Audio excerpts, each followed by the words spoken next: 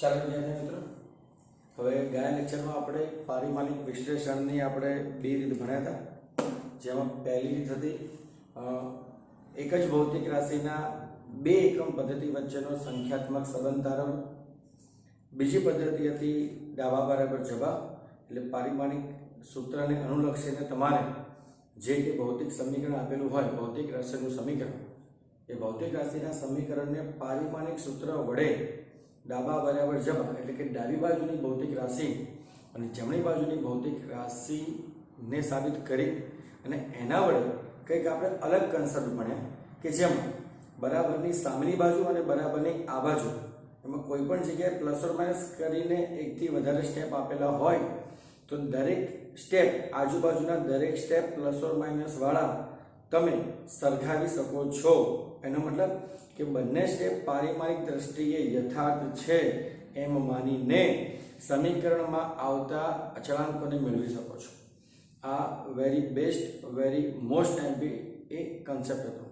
એના પછી એક કન્સેપ્ટ અહીંયા છે, જે કે ભૌતિક રાશિના સૂત્ર બને છે પ્રયોગ અથવા ઘટના આધારિત. જે કે ભૌતિક રાશિના સૂત્ર બને છે પ્રયોગ અને ઘટના આધારિત. એ સૂત્ર બનાવી કેવી રીતે શકાય? આ બધા જ પારિમાણિક સૂત્ર વડે ઓટોમેટિક યથાર્થ કેમ થઈ જાય છે? દરેક તમે ફિઝિક્સના કોઈ પણ સમીકરણ લઈ લો, સૂત્ર લઈ લો, અને કેમેસ્ટ્રીના કોઈ પણ સમીકરણ કે સૂત્ર લઈ લો, એ બુકમાં જે લખેલા છે બધા પારિમાણિક દ્રષ્ટિએ યથાર્થ જ હશે. એ ઓટોમેટિક કઈ રીતે થાય છે? ઓટોમેટિક સૂત્ર પરફેક્ટ ડાયમેન્શનલી કરેક્ટ કેવી રીતે થાય છે એ આપણે આજે ભણવાનું છે. રેડી? તો ત્રીજી રીત છે આપણી પાસે, આપણે આ ત્રીજી રીત છે ભૌતિક રાશિનું કોઈ ભૌતિક રાશિનું અન્ય ભૌતિક રાશિ સાથે, કોઈ ભૌતિક રાશિનું અન્ય ભૌતિક રાશિ સાથેનું સંબંધિત સૂત્ર આપણે મેળવવાનું છે. સંબંધિત સૂત્ર આપણે મેળવવાનું છે. ખાસ ધ્યાનથી. તો આપણી પાસે નોર્મલ અને સાદા ઉદાહરણથી આપણે લખી રહ્યા છીએ કે સાદા લોલક માપનમાં આવર્તકાળનું માપન કરવું છે. આવર્તકાળ એટલે એક દોલન પૂર્ણ થવા માટે લાગતો સમય, એક દોલનનો સમય, એને આપણે આવર્તકાળ કહીશું. આવર્તકાળ આ રીતે. એનું પારિમાણિક સૂત્ર, સમયનું જે પારિમાણિક સૂત્ર છે એ પ્રમાણે જ ગણવું. સમયના પારિમાણિક સૂત્ર પ્રમાણે તમારે ગણવાનું થશે. રેડી? ઓકે. તો જ્યારે પણ સાદા લોલકનો પ્રયોગ કરવામાં આવે છે, ત્યારે એનો આવર્તકાળ માપન કરવા માટે તમારે કઈ ભૌતિક રાશિ કામ આવે છે? તો એક તો લોલકનું દળ, આ જે દોલક છે એનું દળ પહેલો. બીજો પોઈન્ટ છે ગુરુત્વ પ્રવેગ. ત્રીજો પોઈન્ટ છે દોરીની લંબાઈ. તો જ્યારે પણ આ પ્રયોગ કરવામાં આવે છે ત્યારે ત્રણ ભૌતિક રાશિ જ અસરકારક છે એવું માની લઈએ છીએ. ત્રણ ભૌતિક રાશિ જ અસરકારક છે એવું માનીને આપણે આગળ ચાલીએ છીએ. ત્રણ ભૌતિક રાશિ વચ્ચેનો સંબંધ આપણે આવર્તકાળ સાથેના સંબંધ માટે લેવાનો છે. આની વાત આપણે છેલ્લે કરીશું. ખાસ ધ્યાન. તો પહેલું સ્ટેપ, તમને સ્ટેપ ફોલો કરાવું છું. સ્ટેપ પછી લખીએ છીએ લાસ્ટમાં. તમારે એ પ્રમાણે જ દાખલો ગણવાનો. રેડી? તો પહેલા જે રાશિ આપણે શોધવાની છે, જે રાશિનો પ્રયોગ કરી રહ્યા છીએ, એ રાશિ બીજી કઈ ભૌતિક રાશિ પર આધારિત છે એ લખી નાખીએ. એ રાશિ બીજી કઈ ભૌતિક રાશિ પર આધારિત છે? તો એ લોલકના દળ ઉપર, બીજું ગુરુત્વ પ્રવેગ g ઉપર, ત્રીજું દોરીની લંબાઈ પર આધારિત છે. રેડી? તો દળનું પારિમાણિક સૂત્ર તમને બધાને ખબર છે. m0 l0 tg, m1 l0 t0. પછી આપણે લખવાનું છે ગુરુત્વ પ્રવેગનું પારિમાણિક સૂત્ર. એનું સૂત્ર છે આપણી પાસે m0 l1 t-2. ગુરુત્વ પ્રવેગ એટલે બીજી કોઈ નવી રાશિ નથી. ગુરુત્વ પ્રવેગ એટલે પાછળ જે પ્રત્યય લાગે છે પ્રવેગ એની જ ભૌતિક રાશિનું સૂત્ર લખવાનું છે, પ્રવેગની જ ભૌતિક રાશિનું સૂત્ર લખવાનું છે. એટલે m0 l1 t - 2, m0 l1 t - 2. પછી લંબાઈનું પારિમાણિક સૂત્ર તમને બધાને ખબર છે, 0 1 0, m0 l1 t0, m0 l1 t0. અહીંયા આવર્તકાળ એટલે સમય, અને સમયનું પારિમાણિક સૂત્ર છે m0 l0 t0. પહેલું સ્ટેપ આ રીતે લખવાનું, જે ભૌતિક રાશિ આપણે મેળવવાની છે અને એ ભૌતિક રાશિ બીજી કઈ ભૌતિક રાશિ પર આધારિત છે એનો ડેટા આ રીતે લખીને દરેકના પારિમાણિક સૂત્ર બાજુમાં લખી દેવા, દરેકના પારિમાણિક સૂત્ર બાજુમાં લખી દેવા. આ આપણા માટે સ્ટેપ નંબર 1 છે, આ આપણી માટે સ્ટેપ નંબર 1 છે. પહેલું કામ આ કરવાનું. ઓકે, હવે સ્ટેપ નંબર 2 માં આ દરેક ભૌતિક રાશિના સમીકરણ માટેનું ચર્ચા કરીએ. તો જેના પર આધારિત છે એ બધાને આપણે આ રીતે લખી નાખીએ છીએ, જેના પર આધારિત છે એ બધાને આપણે આ રીતે લખીએ છીએ. એટલે જે આવર્તકાળ t એ દળ m પર, ગુરુત્વ પ્રવેગ g પર અને લંબાઈ l પર સમચલનમાં જ લખવાનું છે, સમચલનમાં જ લખવાનું છે. આ અહીંયા રકમમાં ક્યાંય વ્યસ્ત ચલન આપેલું નથી, તમારે સમચલન વડે દાખલો ગણવાનો થશે. રેડી? ત્રીજો પોઈન્ટ આગળ આ રીતે લખીને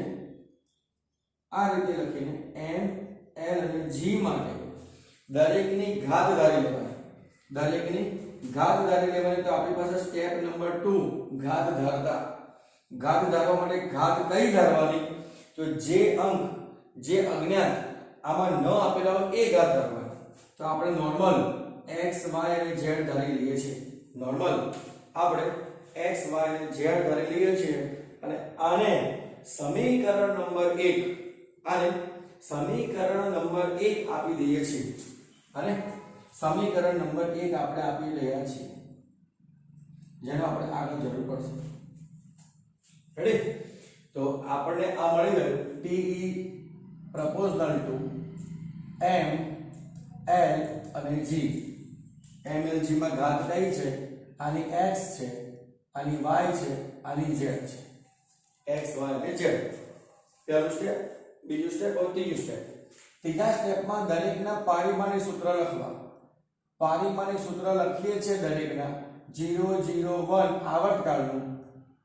ચલો, દળનું પારિમાણિક સૂત્ર m1 l0 t0, લંબાઈનું પારિમાણિક સૂત્ર m0 l1 t0, ગુરુત્વ પ્રવેગનું m0 l1 t - 2. બધાના પારિમાણિક સૂત્ર લખીને જે પ્રમાણે ઘાત ફોલો કરીએ છીએ એ પ્રમાણે ફોલો કરવાની છે. ઘાતને એ પ્રમાણે ફોલો કરવી, ઘાતને એ પ્રમાણે ફોલો કરવી. ત્રીજો પોઈન્ટ. ચોથો પોઈન્ટ, ઘાતનું સાદુરૂપ આપવું.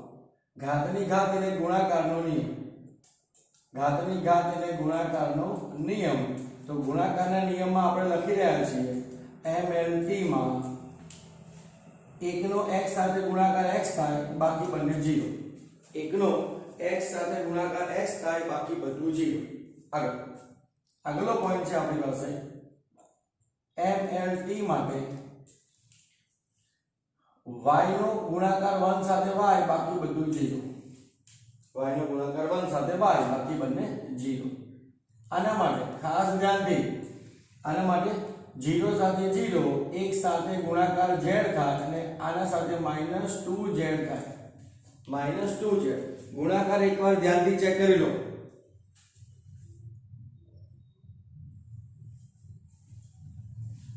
રેડી?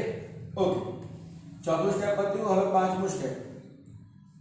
પાંચમા સ્ટેપમાં કરવાનો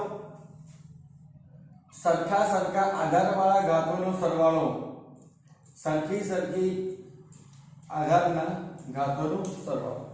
તો આપણી પાસે આધાર તરીકે 3 પોઈન્ટ છે mlt, આધાર તરીકે 3 પોઈન્ટ છે ml અને t. તો m વાળી આધાર છે એની ઘાત, અહીંયા m ની x ઘાત છે, અહીંયા 0 છે અને બાજુમાં 0 છે, x 0 0. પછી l માટે 0 છે, અહીંયા y છે, અહીંયા z છે, 0 + y + z. લાસ્ટમાં તો લાસ્ટમાં આપણી પાસે છે 0 + 0 - 2z 0 + 0 - 2z આ થઈ ઘાતોનો સરવાળો. છઠ્ઠું સ્ટેપ છે આપણી પાસે ઘાતોને સરખાવવાની. પણ કેવી રીતે સરખાવવાની? સમાન આધાર વાળી. અહીંયા m છે તો અહીંયા m વાળી ઘાતને સરખાવો. m માં ટોટલ ઘાત કેટલી થવાની? x. અહીંયા કેટલી છે? 0. તો x = 0. બીજો પોઈન્ટ રેડી. બીજા પોઈન્ટમાં અહીંયા l ની કેટલી ઘાત છે? y + z. l ની y + z તો અહીંયા l ની કેટલી ઘાત છે? 0.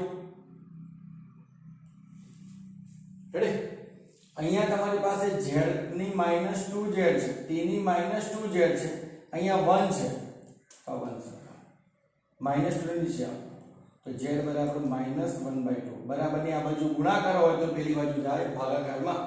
બરાબરની આ બાજુ ગુણાકાર હોય તો પેલી બાજુ જાય, બરાબરની પેલી બાજુ ભાગાકારમાં જાય. તમને બધાને ખબર છે મારા કરતા સારું, આના કરતા સારું. ઓકે, ચાલો આગળ. હવે ઘાતોની કિંમત શોધો. z ની -1 અહીંયા આપી દો તો y - 1/2 = 0. તો y = +1/2. y = +1/2. તો આપણને આ x, આ y અને z ની જે કિંમત મળી, આ z ની જે કિંમત મળી એ ત્રણની કિંમત સમીકરણ નંબર 1 માં મૂકવાની છે. તો આ જે આપણું સમીકરણ નંબર 1 આપી દો આપણે સમીકરણ નંબર 1 પરથી. તો સમીકરણ નંબર 1 માં કિંમતો મૂકતા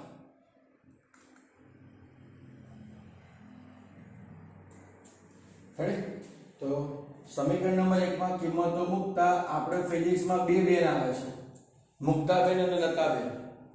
મુક્તાબેન અને લતાબેન. તો મુક્તાબેનને આપણે અત્યારે યાદ કરી રહ્યા છીએ. કોઈના મમ્મીનું નામ મુક્તાબેન હોય તો મહેરબાની કરીને સોરી. ઓકે, ચાલો. તો સમીકરણ નંબર 1 માં કિંમત મૂકીએ તો t proportional to m, l અને g માટે ઘાત આપણે લખી નાખીએ છીએ. આની x ઘાત હતી, આની y હતી, આની z ઘાત હતી. કિંમતો લખીએ છીએ આપણે m, l અને g માટે કિંમતો લખીએ છીએ. x ની કેટલી ઘાત થઈ? 0. l ની કેટલી ઘાત છે? તો l માં y છે, y = 1/2 આવે +1/2. g બરાબર z છે તો z બરાબર -1/2 છે તો -1/2. ઓકે, તો આપણે ગયા લેક્ચરમાં વાત કરી હતી કે કોઈ પણ એક 0 કાઢીને જવાબ 1 થાય. કોઈ પણ એક 0 કાઢીને જવાબ 1 એવું આપણે ગયા વખતે યાદ રાખેલું હતું. તો આને 1 તરીકે લઈ લો. તો અહીંયા l ની 1/2 પ્લસ આ બાજુ અહીંયા માઈનસ ઘાત છે, છેદમાં જાય તો પ્લસ ઘાત થાય. છેદમાં જાય તો પ્લસ ઘાત, તો છેદમાં આપણે પ્લસ ઘાત કરીને લખીએ. છેદમાં આપણે પ્લસ ઘાત કરીને લખીએ. રેડી? ઓકે, હવે આપણે યાદ રાખવાનું આ છે કોઈપણની 1/2 ઘાત એટલે એને વર્ગમૂળમાં x લખાય. કોઈપણની 1/2 ઘાત એટલે એને વર્ગમૂળમાં x તરીકે લખાય. એ આપણે ગયા લેક્ચરમાં પણ ભણી ગયા હતા. તો એ પ્રમાણે જઈએ તો આ થાય વર્ગમૂળમાં l/g. વર્ગમૂળમાં થશે l/g એટલે t proportional to l/g. t proportional to √l/g. જોજો, રકમમાં ત્રણ રાશિ આધારિત છે, m, g અને l. સૂત્રમાં ઓટોમેટિક l/g આવી. સૂત્રમાં ઓટોમેટિક l/g m નીકળી ગયો. એનો મતલબ જો m હોત તો બંને પારિમાણિક દ્રષ્ટિએ યથાર્થ ના હોત. ડાબા અને જબા સરખા થાત જ નહીં. અહીંયા ઓટોમેટિક સમીકરણમાંથી l નીકળી જાય છે. ઓટોમેટિક સમીકરણમાંથી l નીકળી જાય છે. એનું કામ એક જ છે કે ડાબા બરાબર જબા ઓટોમેટિક થઈ જાય. ડાબા બરાબર જબા ઓટોમેટિક થઈ જાય. ચેક કરી લો.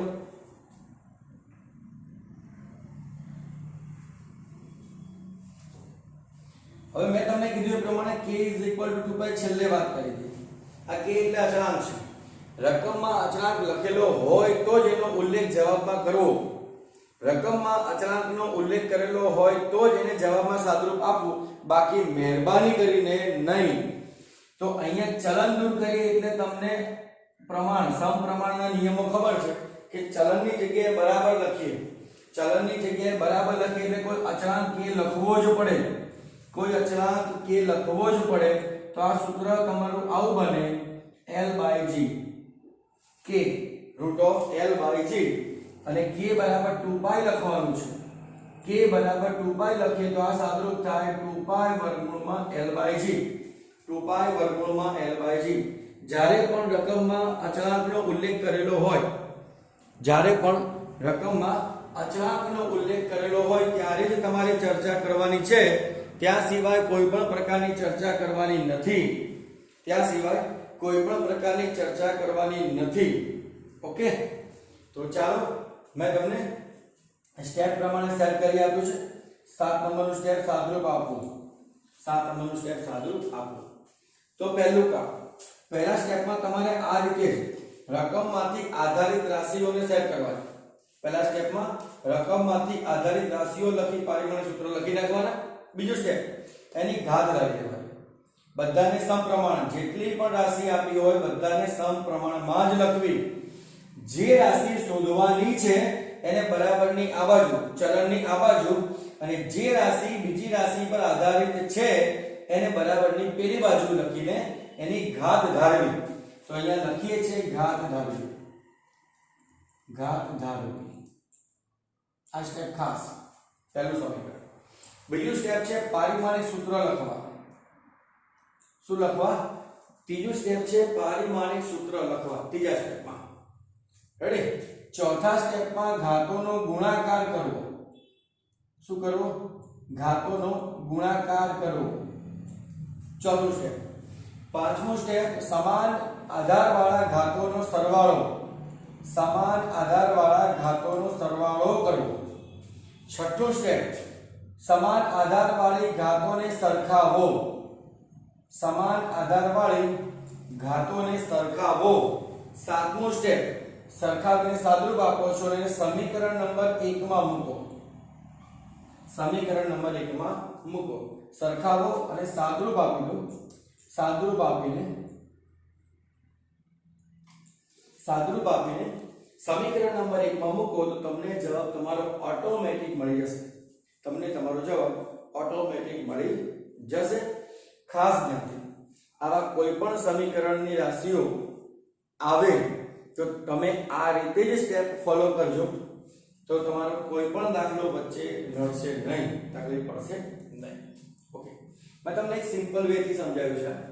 કદાચ તમને એવા મોટા મોટા સમીકરણ આવે કે જે તમે ડાયરેક્ટ આ ઈઝી રીતે સોલ્વ ન કરી શકો તો તમારે ધોરણ નંબર 10 માં લોપની રીત, ગણિતમાં લોપની રીત, ક્રેમરની રીત અને આદેશની રીત આવી હતી.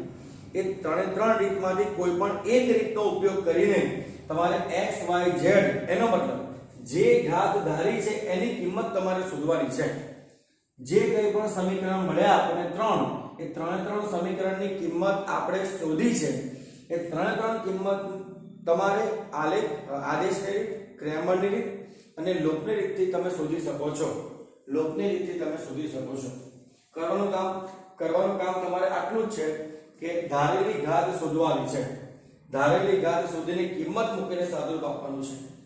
ધારેલી ઘાત શોધીને કિંમત મૂકીને સાદુરૂપ આપવાનું છે આપણે. રેડી? તો ખાસ ધ્યાનથી પહેલો દાખલો, પહેલો કન્સેપ્ટ આ. હવે બીજો કન્સેપ્ટ છે.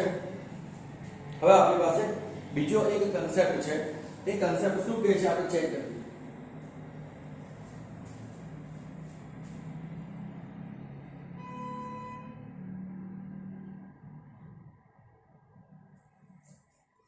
હવે બીજો કન્સેપ્ટ એવું કહે છે કે ઊર્જા, વેગ અને સમય ને મૂળભૂત ભૌતિક રાશિ તરીકે લઈએ તો દળનું પારિમાણિક સૂત્ર શું? બીજો એક કન્સેપ્ટ આ રીતે જ લેવાનો છે. આ પણ વેરી બેસ્ટ કન્સેપ્ટ છે. હું તમને ઈઝી રીતે શીખવાડું છું કે કોઈ પદાર્થ માટે ઊર્જા, વેગ, કોઈ પદાર્થ માટે ઊર્જા, વેગ અને સમય ને મૂળભૂત રાશિ તરીકે લઈએ તો દળનું પારિમાણિક સૂત્ર શું?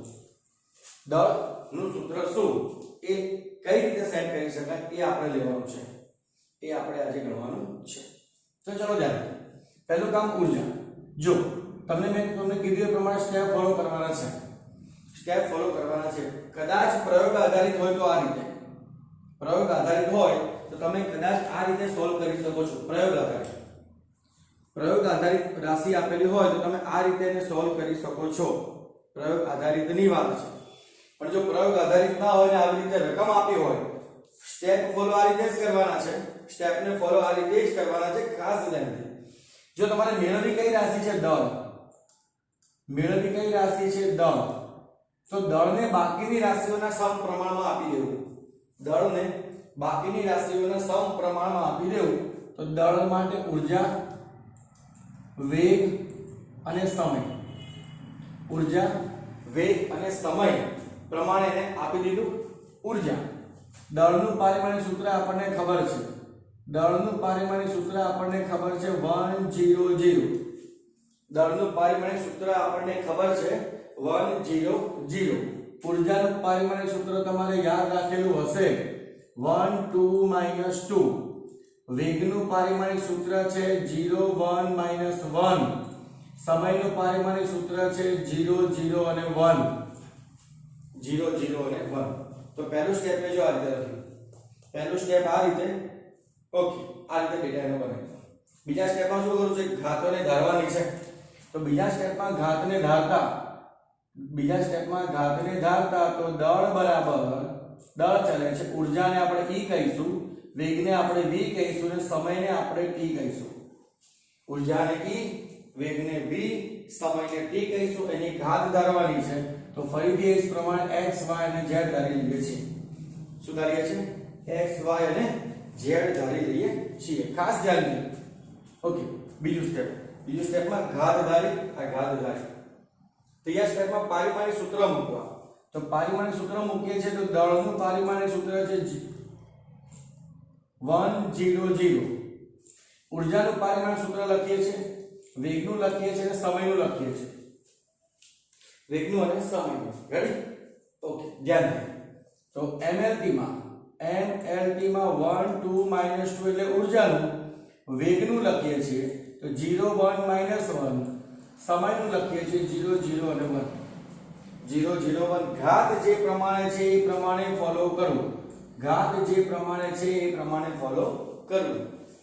ઓકે, આગળ હવે આપણી પાસે છે ઘાતોનો ગુણાકાર. શું લખ્યું છે અહીંયા? ઘાતોનો ગુણાકાર કરવો. તો હવે ઘાતોનો ગુણાકાર કરીએ તો થાય છે શું? તો MLT.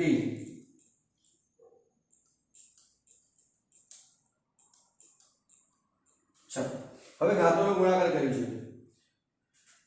x ઘાત 2x ઘાત -2x ગુણાકાર કરો છે ઘરે 0 y -y ગુણાકાર કરો છો તો 0 0 z.